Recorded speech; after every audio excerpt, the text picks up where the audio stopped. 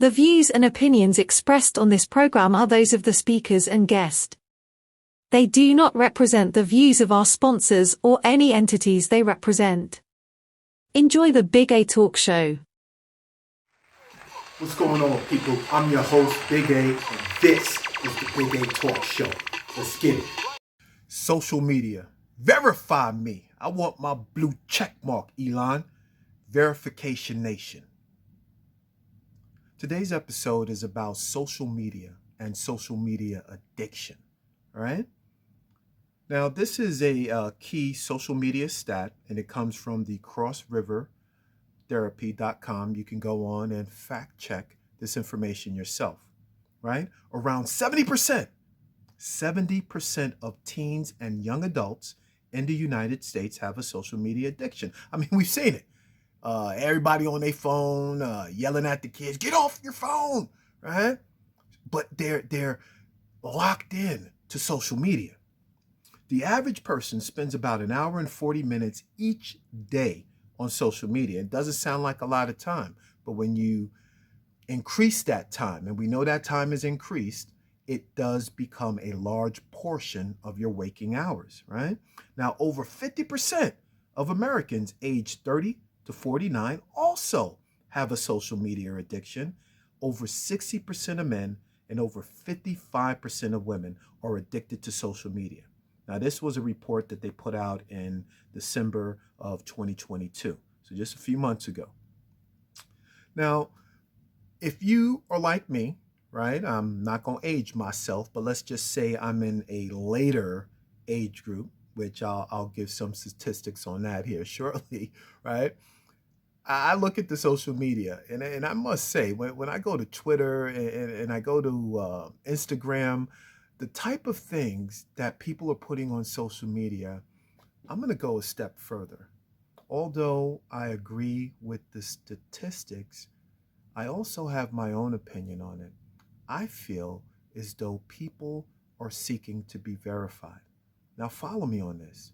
Psychology says that when a person puts themselves out there, when they, here's an example, dye their hair yellow. They're not dyeing their hair yellow because that's a natural color. They want attention, right? They want the attention associated with dyeing their hair yellow. It's just a psychological fact.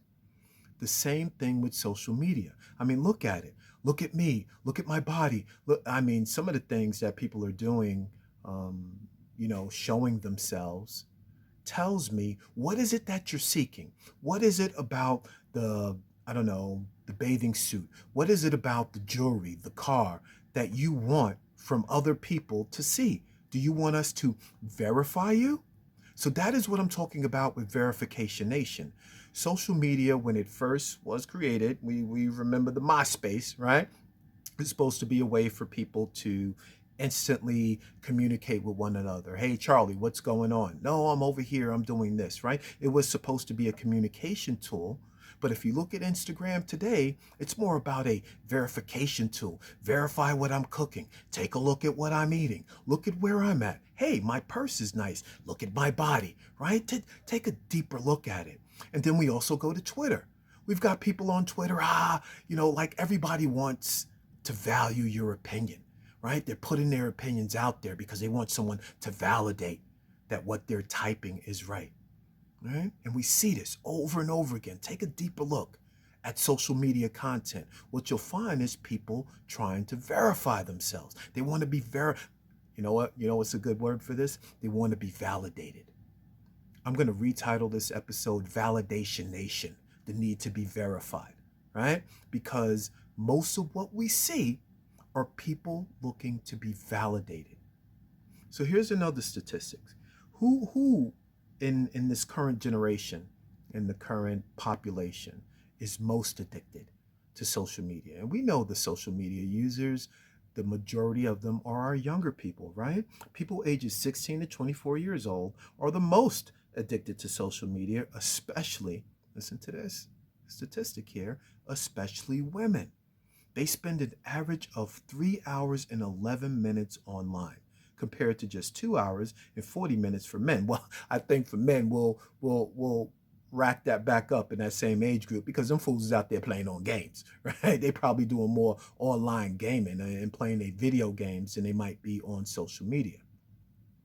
But surprisingly, those 55 to 64 are least keen on social media platforms. Now, I'm going to back up on that now because I know some people in their 50s and they are also on social media.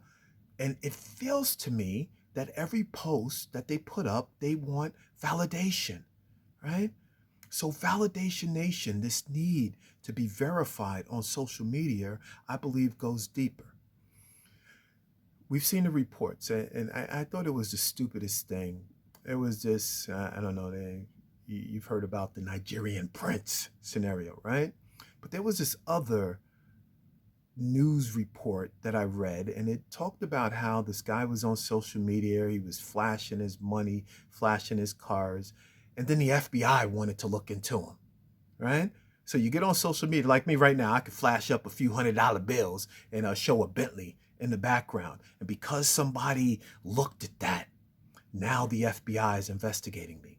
Well, the FBI did investigate the individual and found out that they were earning their money by fraud, right? They were just a big fraud. And it wasn't actually that they had that money, they stole that money from a whole bunch of people. So then I think about other parts of social media, and I think about how we just finished with a large movement, and I will have an episode on it called the Me Too movement, right? And this is very important to me. I am a father of daughters.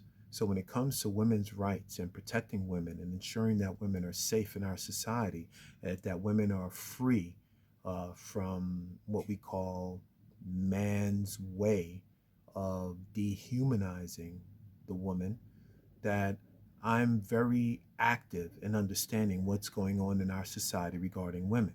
So when I saw the Me Too movement and I understood, at least from my standpoint, what that movement was supposed to be about, I was all in. I was like, yep, absolutely right.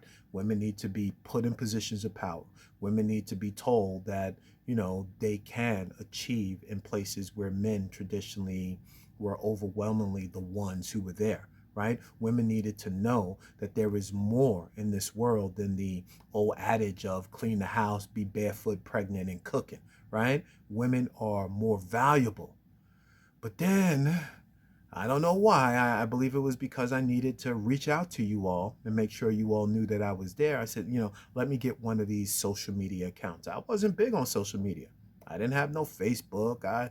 Every now and then I read my email. I think I subscribed to a couple of news feeds just because I'm into what's going on in my world. But for the most part, I wasn't all into social media like that. But I said, you know what, let me get one of these Instagram accounts. And I mean instantly, no pun intended, but instantly I'm seeing images of women. I'm like, well, why is she doing that? Why is she showing her body like that? Like, what is the point of her posting this picture in a Me Too movement environment? Is it because she wants someone to validate her? And I said, I asked somebody, I said, yo, why would a woman be on social media, doing this thing, twerking the butt, showing her body? And the person was like, oh, well, they could be sponsoring a product. And yeah, we know sex sells. So I'm like, okay, I'm looking for the product. I'm like, okay, what product could she be sponsoring that is giving her money that she would put herself out there like that? But there was no product. There was a little heart button that I was supposed to click and go, oh, I like that.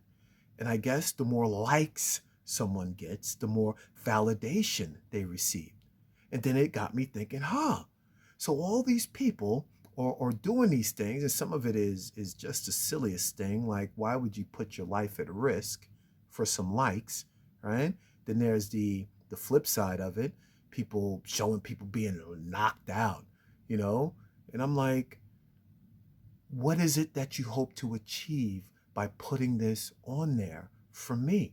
Do you want me to click the little heart and go, oh, I like this? And then there's the other side of social media. There's some advantage, right, to the social media. I've found a whole bunch of courses that I'm like, I didn't know this was available to me. There were a few products that were posted on social media. I'm like, that looks like a decent product. So there are some aspects of social media. There are some aspects of what people are posting that have valid reasons for me to view it. But then there are other things that I think to myself, why is this person putting this on a social media platform? Is it because you're seeking to be validated? A lot of what we know about social media is a way for us to communicate and interact. And I believe that. Statistics may say that people are addicted to it, but in fact, it's become a part of our human lives, much like the television set, right? Before the television set, what did people do? They sat around and listened to the radio. Before the radio, what did people do? They sat around the fire, Paul, and I played the banjo. Like, what did we do to entertain ourselves, right? So this is just another form, at least to me, of entertainment, right? And it should be that. But just like my TV can be informative. My laptop can be informative. So social media can also be informative. But there's a lot going on in social media that when you see it, I want you to ask yourself, what is this person seeking from me? I'm watching it. What is it that they actually want? Is there a product that they're showing me? Okay, maybe there's a valid product I can view. But if you're like me and you look at most of what's being posted in social media, you're going to say, you know what? This person is seeking validation. Social media, validation, verification, validation nation.